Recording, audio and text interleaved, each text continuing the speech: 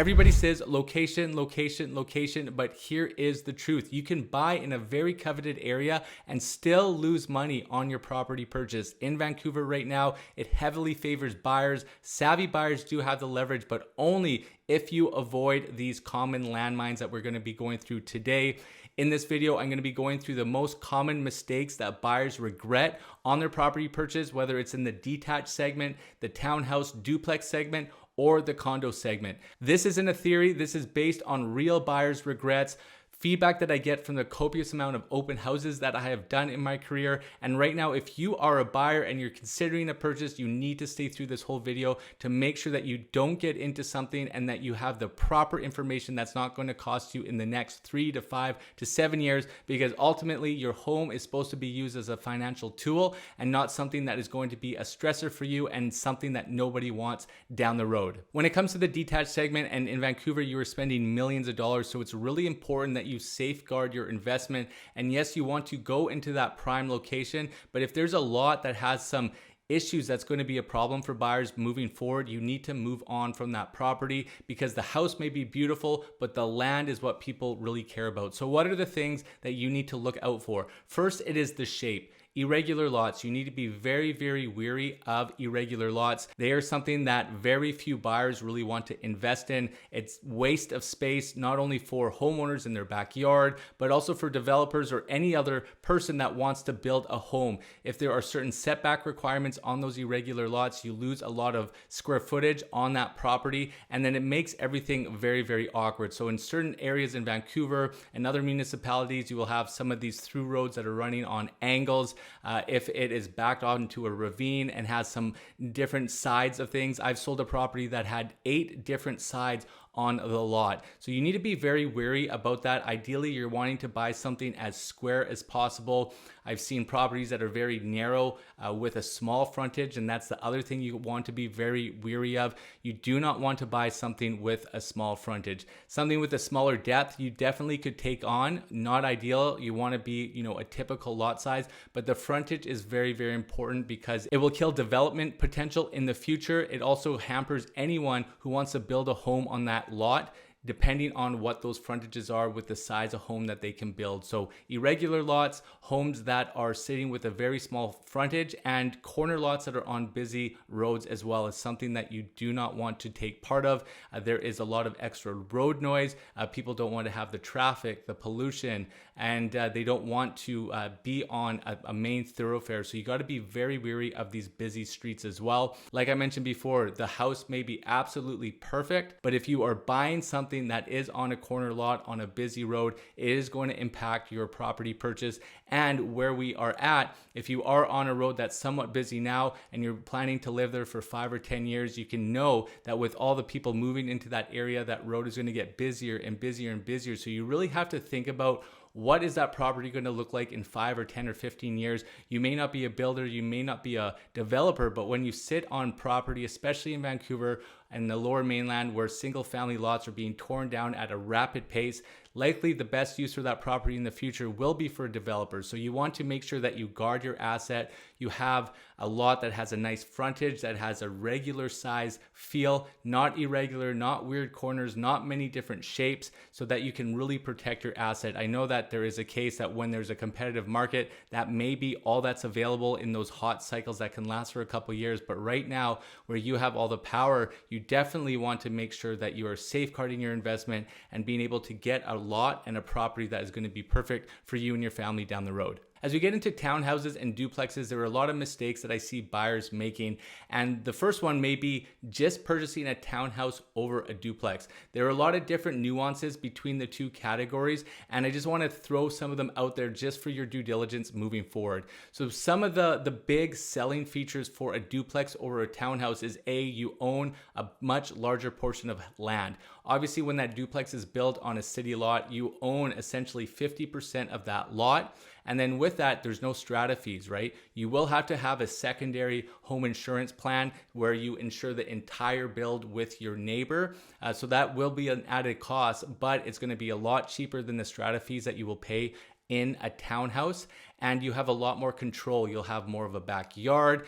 You'll have a lot more enjoyment of your property, because you're not going to have to live within a strata plan with strata council with rules and all these bylaws. You will have to work with your neighbor eventually for repairs, but it's a lot easier to manage when you are just living with someone side by side. Other than a townhouse where you own a lot less of the overall footprint of the build and the property itself, you are living within the rules and confines of strata. And then you also are paying strata fees, and there's a whole lot of other issues within that. So there can be a massive mistake between a townhouse and a duplex. If your budget allows you to go either or, I would say the duplex is a much smarter route. Also, with duplexes, you can find them with secondary legal suites as well, which is a massive benefit for anyone who is looking for that mortgage help as well. So there's some food for thought on that front. When it comes between floor plans on both townhomes and duplexes, there are a lot of mistakes that people don't often think about. One of them is a bathroom. A lot of buyers are wanting a bathroom on that main floor. If you're not having a bathroom on that main floor, I would stay away from that type of floor plan. A lot of older floor plans don't have that main floor bathroom, and that is a deal breaker for a lot of buyers that I see. You want to look at a floor plan that may have space if it doesn't have it on the main floor, but that is something on both a duplex and a townhouse that you're wanting to have, is at least a powder room on the main floor. The other thing, 2-bedroom townhouses and duplexes are very, very hard sells as well, because it very much limits your buyer pool. You are ultimately really narrowing that search to possibly a downsizer. Anyone who wants to have a family or has a growing family will not have enough room to live in that property if there is just 2 bedrooms in there. So I always advise getting into a 3-bedroom townhouse and duplex. But even with that, you have to be careful, because buyers also want to have at least 3 bedrooms upstairs on the main floor, especially on the duplex side of things. On a townhouse, they definitely want to have 2 bedrooms on the top floor for somebody else or a child. But on the duplex front, there is so much data out there that shows that what is being built right now and what is selling are units that are primarily 4-bedroom duplexes with 3 bedrooms on that top floor. So that is one thing that you really, really need to keep in mind. And when we are talking about duplexes too, buyers usually prefer the side by side as opposed to the front to back. The problems with the front to back is that if you're in the backyard, and depending on the lot size, you're backed into a garage, so there's not a lot of backyard space. And then in the front, you may have a little bit of a front yard, but there's no privacy there either. If you can get a side by side duplex, or ideally, you're buying a duplex that's on a larger lot so you can get some of that outdoor space. Outdoor space is so important on both townhomes and duplexes. So when you're looking at a duplex or a townhouse, make sure that there's some sort of outdoor space. If someone has a dog or some children, that is something that is a make it or break it in those categories as well. If you're looking in downtown Vancouver, I don't think there are any duplexes. There are a lot of townhomes, but those townhomes are connected to these bigger developments with the condos. That is something that you need to be very wary of as well. You'll see them in Olympic Village, in Yaletown, all through downtown. And the problem is there's only one exposure of windows. And a lot of these townhouses that are on the main floor, it feels like you're living in a basement suite. They are so dark, and people want to have a lot of natural light. So those single rectangular townhomes downtown, there can be some on the outside of downtown Vancouver as well that are connected to those condo projects. Be very wary and do not buy into those units either, because they are a very hard sell, because people do not want the lack of natural light and they want to have a lot more windows. So that is something to keep in mind. You can also find some townhomes that are standalone and separate. They are part of a bigger townhouse complex in Strathcona. You can find some of these beautiful standalone townhomes as well. If you can have your own space in that separation. So those are some things to keep in mind when you are looking at that townhouse compared to duplex segment. One thing I will mention with those downtown townhomes, if you are someone that wants amenities, that may be your only choice. Obviously, if you're looking at these smaller townhouse complexes or even duplexes, you're not going to have the swimming pool, the fitness center, things of that nature. If you're wanting more amenities and access to those amenities, you may be forced to look at some of these townhomes that have the smaller footprint in terms of windows and more of a basement feel. But then I would almost mention, if you are spending that much on a townhouse, maybe look at a bigger condo where at least you can get a lot more natural light in. With condos, there are a ton of mistakes that people make as well, falling in love with the finishes or falling in love with the amenities of a building, but not taking into consideration some of these things that can absolutely kill your property value moving forward. So with duplexes and townhomes, floor plans are very important. Usually with a townhouse and duplex, they're built rectangularly. Floor plans are usually quite well built out, but in condos, especially downtown Vancouver, if you have more of a cylindrical building or one that has some harsh angles, you can get into a bunch of floor plans that have these harsh angles. And despite the location, despite views of English Bay or the North Shore Mountains, when you have wasted space, and that's what these curvatures and these angles do, it's going to kill you on the resale. You can't put furniture in there properly. The layout is very, very awkward, especially if you're looking at some of these longer ones where it almost fans out. There's these angles here and then it curves around the front, and there's tons of windows and you get these amazing views, but they're not livable. So if it's not furnished or staged and you're walking into this empty space, it may feel awe-inspiring because of the views that suck you in. Be very careful of that floor plan. I don't recommend to really any of my clients getting into something that's irregular. With anything, you want to treat this as a financial asset that's going to appreciate and that's going to be attractive to the most broad base of buyers as well. So be very careful of those irregular floor plans with your projects moving forward in terms of property purchases in condos. The other thing that we're seeing with buyer behavior and wants and needs that they have is patio space. Condos that are not selling or having a very hard time selling are ones that have a solarium or a very, very small patio. People are craving that outdoor space, even just to get a chair or two chairs out on a patio. So make sure that if a condo is on your list, that there's no solarium, that there's a nice, decent sized patio space, because that is a make it or break it. You will have a lot of buyers that come in or just will look at the floor plan and not come see the unit because they see the solarium. There'll be a lack of deck, or you can also get, just like a floor plan, an angled deck that has a ton of wasted space. I've had a condo downtown where it had a very small angled patio. You barely could get one of those small barbecues on it.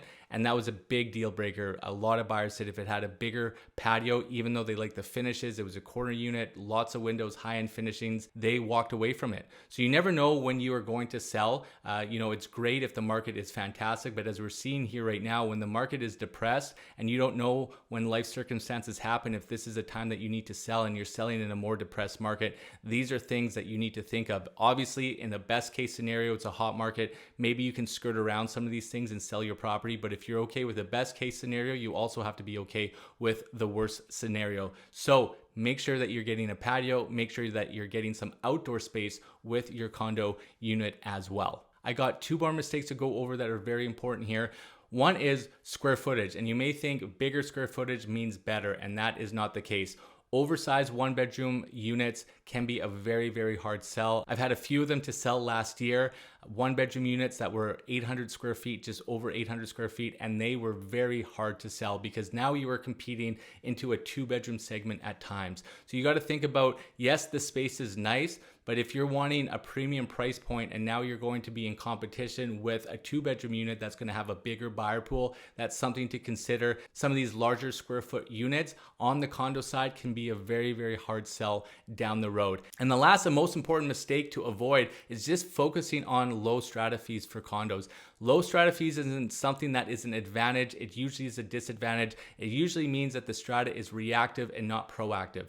You want to be living in a strata that is proactive. And what do I mean by that? A proactive strata will be looking at depreciation reports, will be looking at the age of the building, taking feedback from the owners, and making sure that they're budgeting accordingly. Just because your strata fees are going up does not mean it's a bad thing. And yes, it costs money every single month, but when you're looking at an apartment, you're not living in that one little square. You're living in an entire space that needs to be maintained. And if there's not enough money in the contingency reserve fund and there's not enough in the operating budget, a massive special levy or major strata fee increases will come at an inopportune time. If you're looking at a condo and it has an elevated strata fee, ask the right questions. I mean, if you're looking at an older building and maybe the strata fee is higher than some others comparables in the area, but they've done the windows, they've done the roof, they've done the elevator, they've done envelopes, they've done balconies, then you know that you have some security there for the next 40 years, that there's not going to be some massive $50,000, $60,000 special levy coming up for those things. So be very cautious